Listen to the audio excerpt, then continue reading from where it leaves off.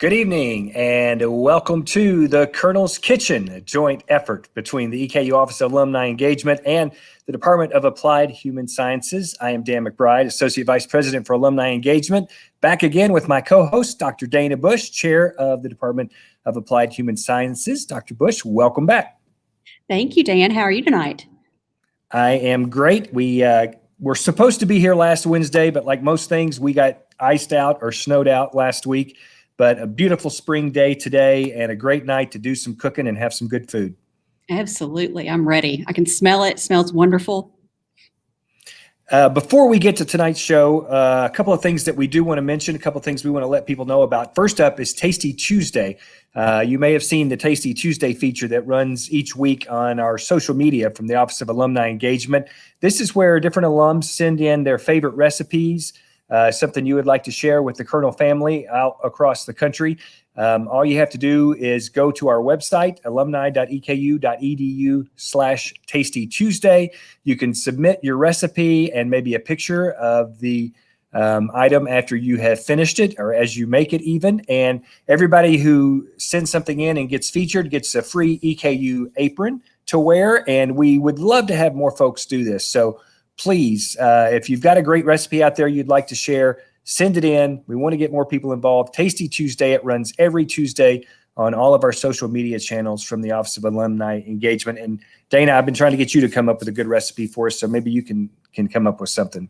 Oh, I've got to do this. I really do. And I've thought about it a lot, which recipe I would choose. So I need to do that. Maybe I'll work on that this weekend. That would be a treat for all of us.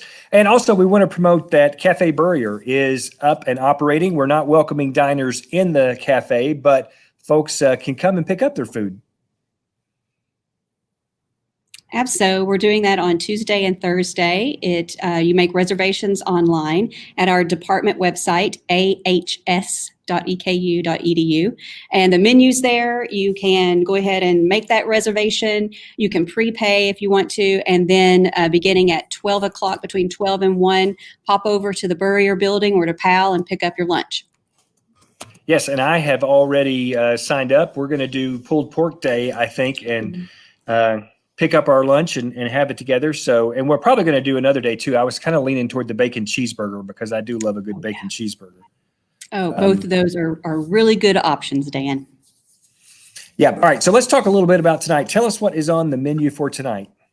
Okay. So tonight we have creamy tomato soup, Kentucky hot brown, and a chocolate mousse. And I am not going to be losing my COVID-19 after tonight. I tell you, we have got some really good food coming up for us. I think it sounds delicious. I'm a fan of the hot brown, and I'm also looking forward to dessert, as I always am. Right. So a great menu for tonight. tell us who's in the kitchen. We've got some, at least one new person in the kitchen with us this week. Yeah. So we've got Chef Sang, he's a faculty here in our Department of Applied Human Sciences and chef over the Café Burrier.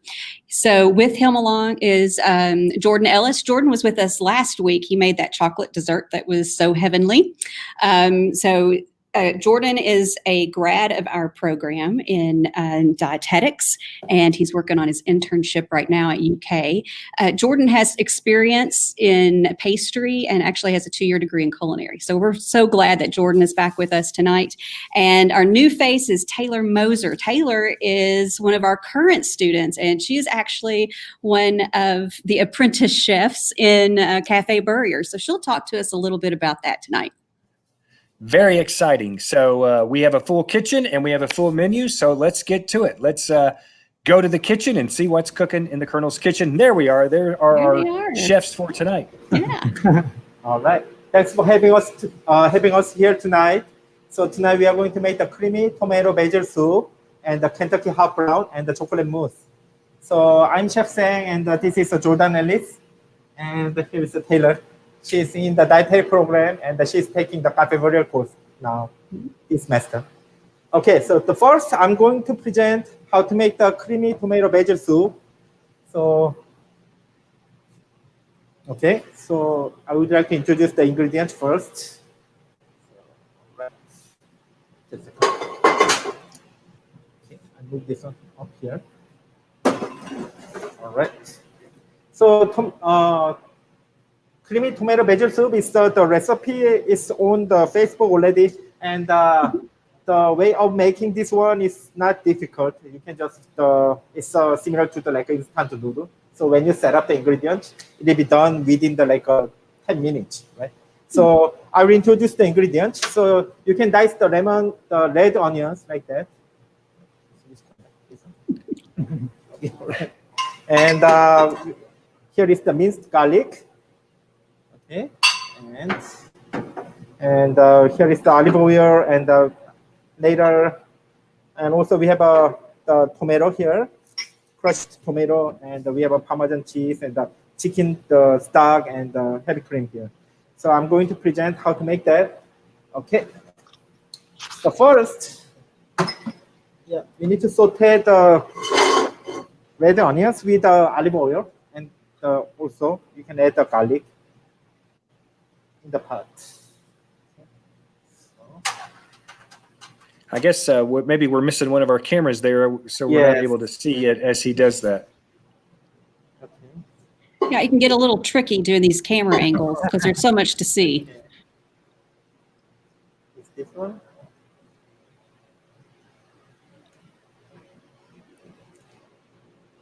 So, Dana, this is great because it's easy to make and it's 10 minutes. And so that's one of the things, and it's always delicious. Yes. You know, growing up, we ate a lot of tomato soup and we always paired it with a grilled cheese. Did you ever do that? Absolutely. That was one of the things as a kid. And I love grilled cheese in any kind of soup, but tomato soup in particular. Yeah, dip it in that tomato soup. Absolutely. Oh, I think we're getting our camera angle set up. There we go. We're back online. Yeah, there we go. So I'm going to present how to make the tomato soup, and after that I'm going to present how to make the mayonnaise sauce for the hot brown, and then after that Jordan will present how to make the chocolate mousse, and after that we are going to assemble the sandwich, Kentucky hot brown. All right. So the first one you have to you can heat up the oil, olive oil in the pot, and then we can saute the red onion and garlic. Mix the garlic nicely. About 15 to 20 seconds.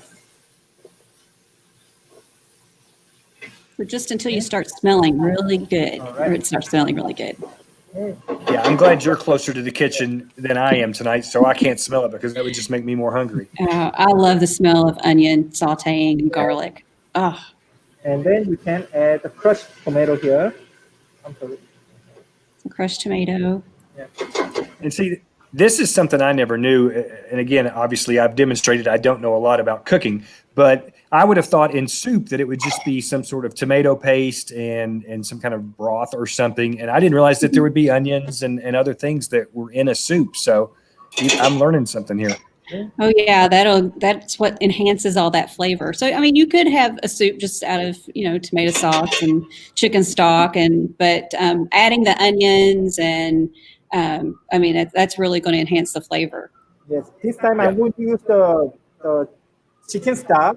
Or if you are vegetarian, like you can use the vegetable stock instead of a chicken stock. And then we that just gives it a really rich taste. Yeah. Yes. Heat it up. And then I will show you later this one before we serve the food, and then later once it boils, I'm going to add the heavy cream inside. Yeah. So I will present that later. So I will keep heating this one, and the next one is I'm going to present how to make the Mornay sauce. Okay, so now we're going to make the sauce for the hot brown. Is that right? That's right. So it's a Mornay sauce, which is a very classic French sauce, except this has cheese in it. So a Mornay sauce is also used to make mac and cheese. Which is another one of my favorites. Absolutely. So there's the bechamel sauce. I think I'm pronouncing that right. That's a basic French white sauce, but by adding cheese to it, that makes it a Mornay sauce. Yes, exactly. So it's the one of the mother sauces. So bechamel sauce is the roux with the milk. So that is the bechamel sauce. If you mix the roux with the rice stock, it will be the velouté. It will be the mother sauce. And also there are hollandaise and tomato sauce, and the espagnole, which is the brown stock, brown sauce from the brown veal stock, something like this. Today we are going to use the bechamel sauce, and we are going to add the cheese. It will be the Mornay sauce. Tonight I'm going to use the white cheddar to make the Mornay sauce. All right.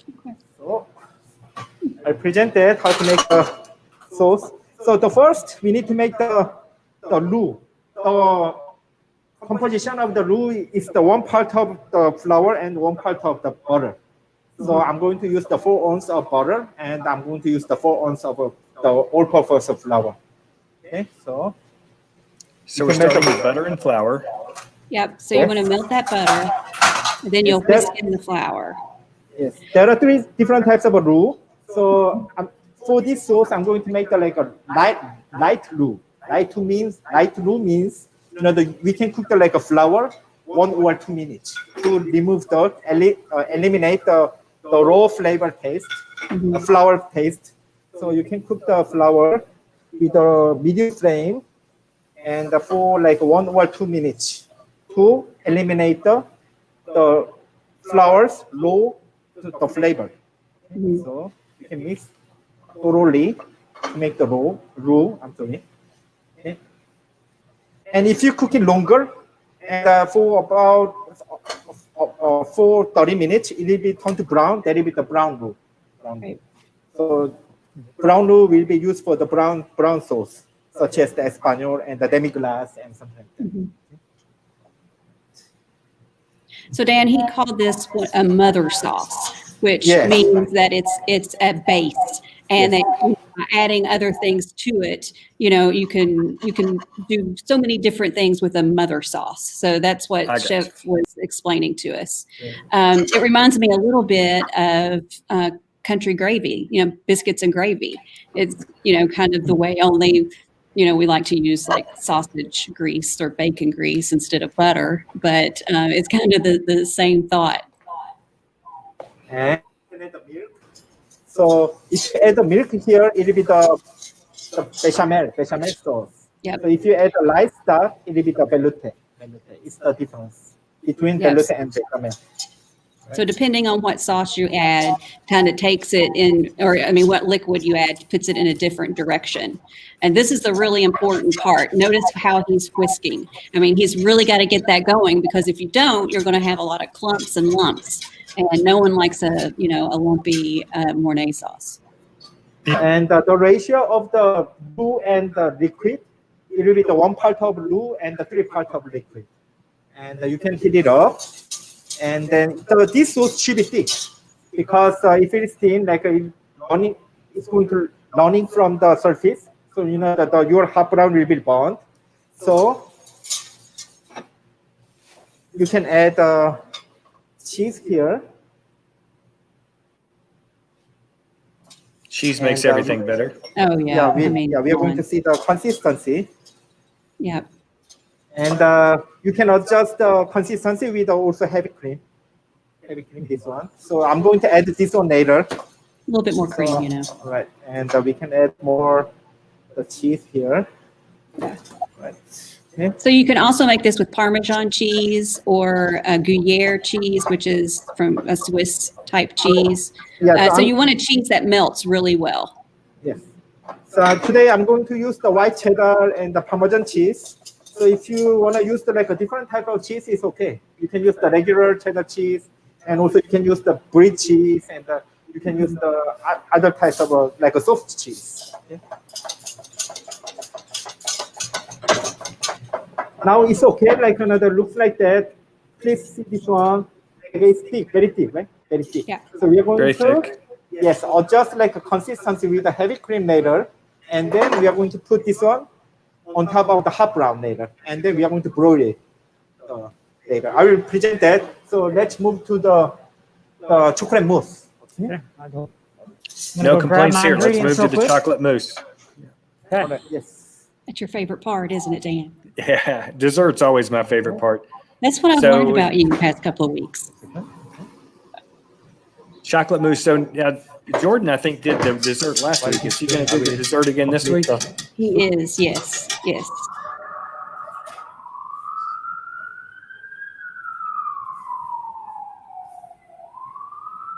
So he's And putting just some to let heavy everybody cream in know, there.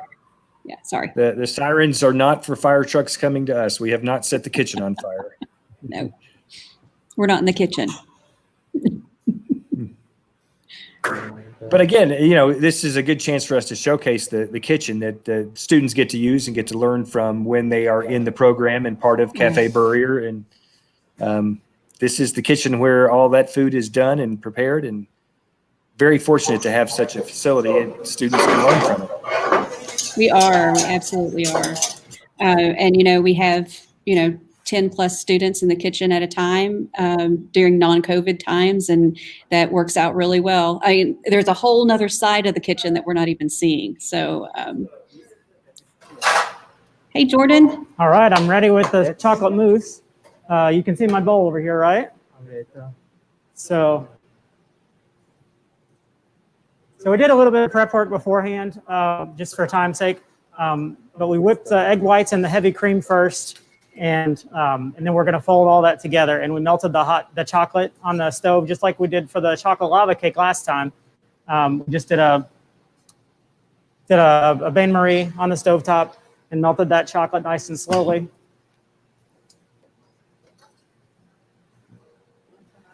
Yes. So. All right, so you're taking the chocolate sauce now. Yeah, I've got the chocolate now. Well, what did you call that, Jordan? A bain marie? What did you call it? Bain marie, yeah. The stovetop with the pot over the hot water to melt the chocolate like we did last time. Oh, I didn't know there was a name for that. Oh, that's neat. Yeah. I'll have to start using that in my, daily now. Yes. So we whipped the egg whites earlier so they would be ready to go, but we used a pasteurized liquid egg just for the food safety aspect of it a little bit. And then it can be a little bit finicky sometimes to use the liquid egg. It doesn't whip quite as well, but we chilled our bowl a little bit beforehand, and that really helped it stiffen up.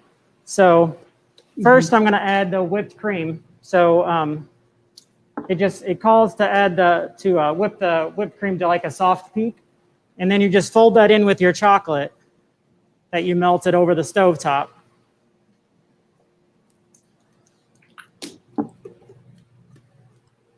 Just going to put all that in there. Well, we're off to a good start. Chocolate and whipped cream. So, And you're just going to fold that all together till it's all nicely mixed. I actually chilled my bowl, and it's my chocolate's a little bit cold here, but you want to try to keep that nice and melted. So Oh, so that today could be, you may yeah. have a few little chocolate slivers mixed in there, but we'll just pretend like that was the plan all along. So That's right. So you chilled the bowl that you put the chocolate in? yes, I did. Yeah.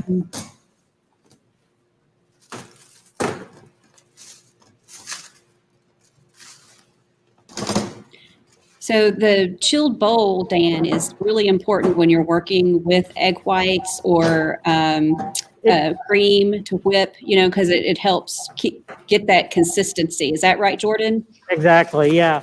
It helps it. It helps it stiffen up the way you want it to, especially if you use liquid egg in place of a egg out of a shell. Sometimes it just doesn't whip up quite as easily. So freezing the bowl ahead of time helps it stiffen up nice. And you always want to use, or do you always use a metal bowl when you're working in egg whites or cream or anything like that? Yeah, I think that it helps it as well. It seems, for some reason, it seems to work better as far as stiffing them, making them nice and stiff. Mm-hmm. All right. Now I'm going to add the egg whites that I whipped earlier and fold those in as well. I love that as we're seeing Jordan do this, you can see down in the other camera right below me, the other activity that's still going on in the kitchen. They're watching the other things that are being prepared. So we've got a busy kitchen tonight. Yeah, for sure. Taylor's over there working on the soup, I think.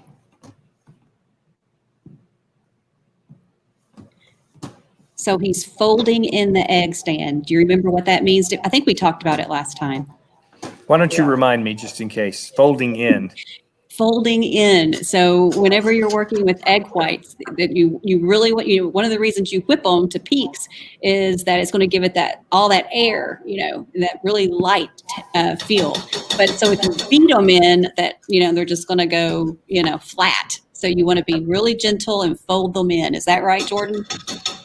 Yes, exactly. Get all that in there, keep it all nice and airy and light and fluffy. So I'm going to grab my my little cups real quick, and we'll portion it in there. Chef Sang is going to grab those for me.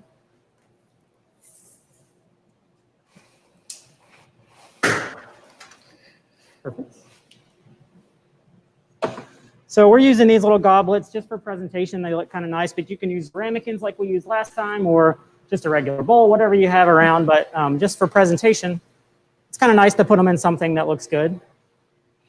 And you can use a piping bag to put these in here, or a scoop like we're using tonight. Mm-hmm. Really, whatever you have at your disposal is fine.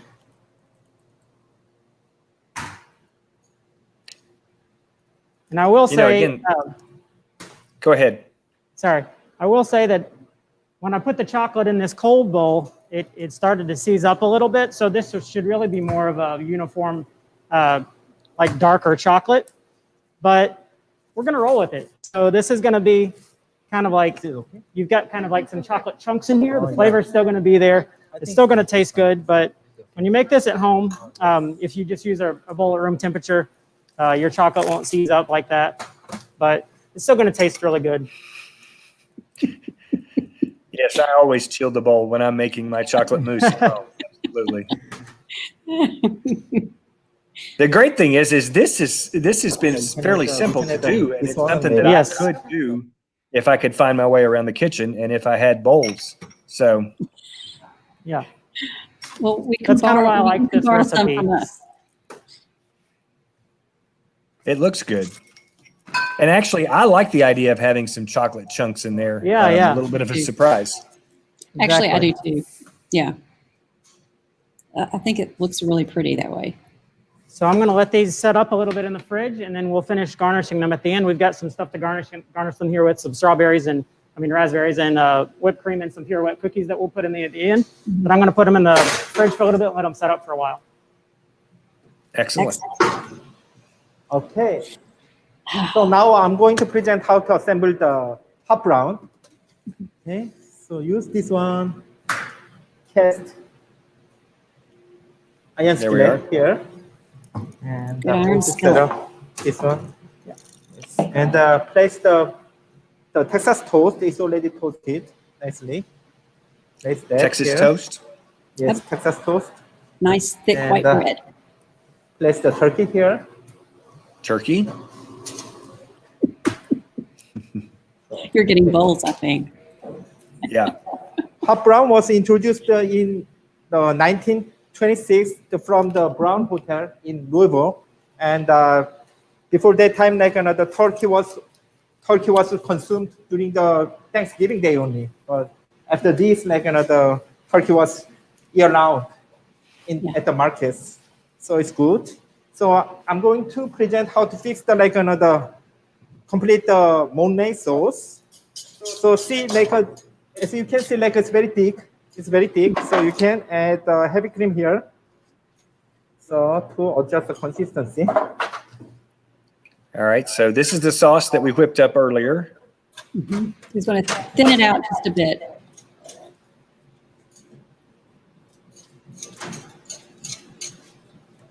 So The Brown Hotel.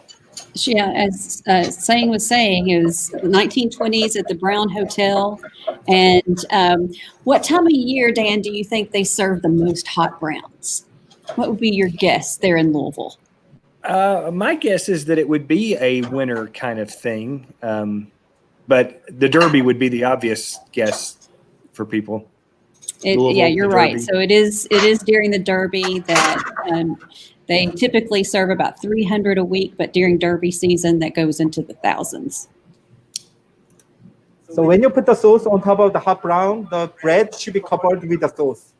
If you don't do, like bread will be burnt. So put the nice sauce nicely. You can cover the bread with the sauce. Nicely off. Right. Just a second. Also for this one. Right. So the Renee sauce on top, On top of cast iron the skillets. hot In brown. those cast iron skillets. So that's when he puts on through the salamander here in a minute, it's going to really conduct that heat and stay really nice and hot. Yeah, I'm going to add more the cheese. This is the grated Swiss cheese. Why not? And More I'm cheese going is to always add good. I'm going to add more Parmesan cheese here. A little bit more. A little bit more. Okay, and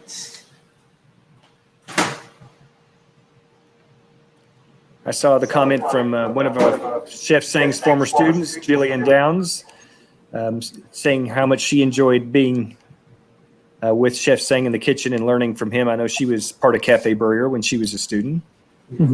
yes. All right, so it's ready. Like another, I placed the tomato on top of it, and then we are going to broil it. So we are going to use the salamander. This one. This is the salamander, also known as the broiler. You can place this one here.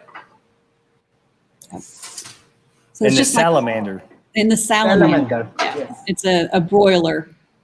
So it's going to really melt that cheese down for us.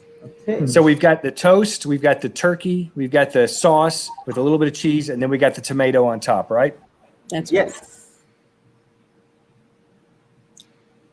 Now, I've eaten a few hot browns at restaurants that will also put ham on a hot brown, but that is not the traditional way of doing it. It is turkey. How's the mousse? Mousse is okay. It'll be okay. Everybody's go. a fan of Cheese cheese. Yeah. Typically, you do top with a piece of crispy bacon. I don't know. Are we going to have bacon tonight, Chef? Yes. Yes. We have a bacon. Yes. Yeah. So we'll put that on at the end because if we put it in the salamander, it might burn. So how long will it stay in the salamander? Salamander will take about like 2 minutes, 1 or 2 minutes. Okay. It doesn't really know. That's not. So yeah, it can be the needs can be determined by the color of the cheese. If it is The color golden of the brown, cheese. it means it's done. So that's a broiler, which means that the elements are red hot, like 500 degrees or so. Yeah. I guess maybe more. I don't know. That's a good question. Let's just say it's hot. It's very hot. Okay, so this is hot, and so after that, I'm going to grab a. It's all right. So.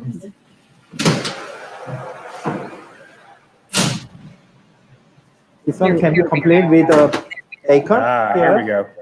Yes, bacon. And it's good.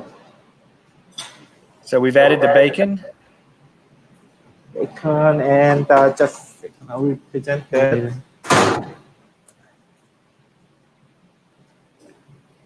Here is the plate, and we are going to garnish with a little bit of parsley. Yeah. There's our vegetable. Yes. Parsley. Yes. And also another vegetable is the pimento. So we are going to place the pimento here. So the cheese got a little bubbly in the broiler, so that's Yes, why exactly. it makes it a nice little brown topping. Yeah, not too brown, because that's why he was watching it so closely. Because if you leave it in there too much, I mean, you can burn it quickly. Okay. And we can start the portion. Yes. Is this already the dessert? I'll get the dessert. Yes. And the soup is ready. So The soup is ready. yes. So I will So place this one. how over long? there. I guess the soup Present that. cooks 20 minutes. Yeah, something like that. I think this is a really good example. This soup is of things that you can make at home really quickly instead of just pouring it out of a can. It's just so much better. It tastes better. Sometimes it's less expensive to do it that way. Nutritional value's better. There's a sense of pride making your own tomato soup. Absolutely. Oh, and there we are adding the toppings onto the dessert. Mm-hmm. So Jordan, what kind of toppings are you putting on the dessert? So we just have a little bit of whipped cream and some pure wet cookies just for garnish, and then just some fresh raspberries. So very simple. Nothing, that's overly complicated, but just kind of adds a little extra to it. It's all about presentation. Yeah, so beautiful it is.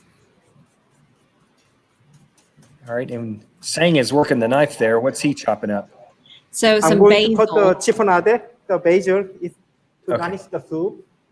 So here I'm going to garnish the soup with the basil and the Parmesan cheese. More cheese. Yes. So here, Oh, the yeah. Parmesan cheese and the basil, fresh basil. So So this one is you notice ready. that the color changed a bit in the soup from when he was Yeah, working on it earlier. yeah, it's not a red soup anymore. Okay, so I'm sorry. This is the one we made tonight. Ah, there. Oh, wow. There it is. So there's the finished product. Yes. The hot brown, the soup, and the mousse. Yeah. It looks delish. Mhm. All right. Somebody bringing some to us? Absolutely. I think so. Yeah, I think Chef has done a great job of choosing recipes that are fairly easy to make and quick. All of these are things that you could do, Dan, in your own kitchen. Well, that With may a be a bowl. stretch You a just little have to bit. get you a bowl. Yeah, just get me some utensils in a bowl. The only thing I have at my house is a blender. Or we know about your blender. Exactly. Oh, The thank soup, you. it's a tomato bisque soup. Mhm. Just what we have tonight. Oh, that's wonderful. Oh, Here comes oh my food. goodness. I'm going to mask up. Ah. So we should mention that Dana, you and I are in different rooms and different room from the kitchen. Oh, it looks delicious. Thank you, sir. All right, bon appetit. Yes. This All right. I'm just so excited. It smells so good. Doesn't it? Again, it smells great. And they deliver it to us with all the utensils and ready to go. That's right. You even have a soup spoon. You should use We your do? soup spoon. Yes. I'm so- assuming that's this one, right? That's right. It's a little bit wider, a little bit, so you can really get that soup in. I knew that, by the way. I was just playing along. I knew which one the soup spoon was. Mm, And the other spoon I'll use for the dessert, obviously. that's right. There you go. And I'm going to dig into the hot brown first. Are you? I'm going to go for some soup. All right.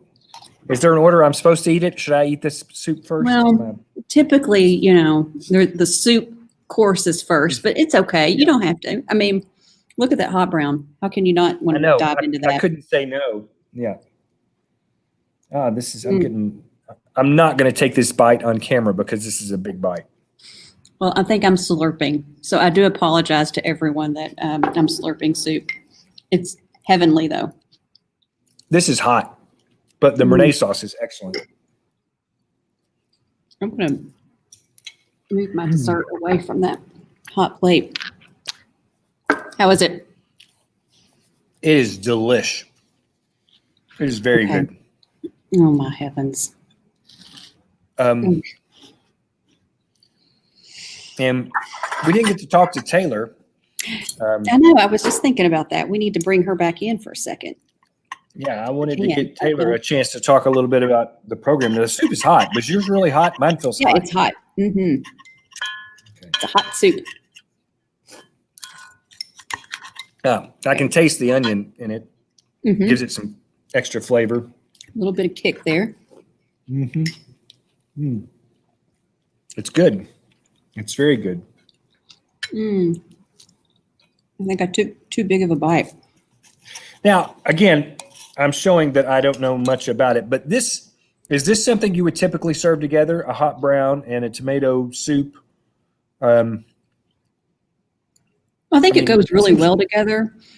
The hot brown is so filling for me that I would probably just do a hot brown. But we like to do things in courses here at Café Burrier, as any good restaurant should. So offering a salad or a soup first is just a nice way to get your stomach ready for the hot brown, right? And, Yes. and then there's always for your main course, and then finishing off with a bit of dessert.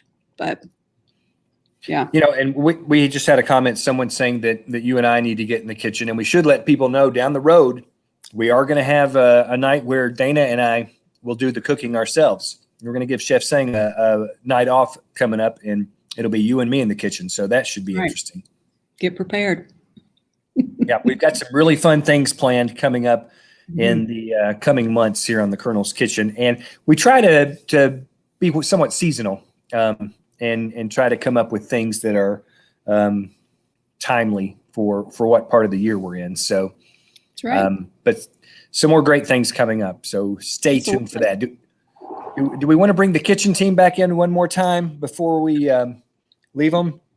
I think are that's they- a great idea. Oh, did you try your dessert? Oh, no, I did not try the dessert yet.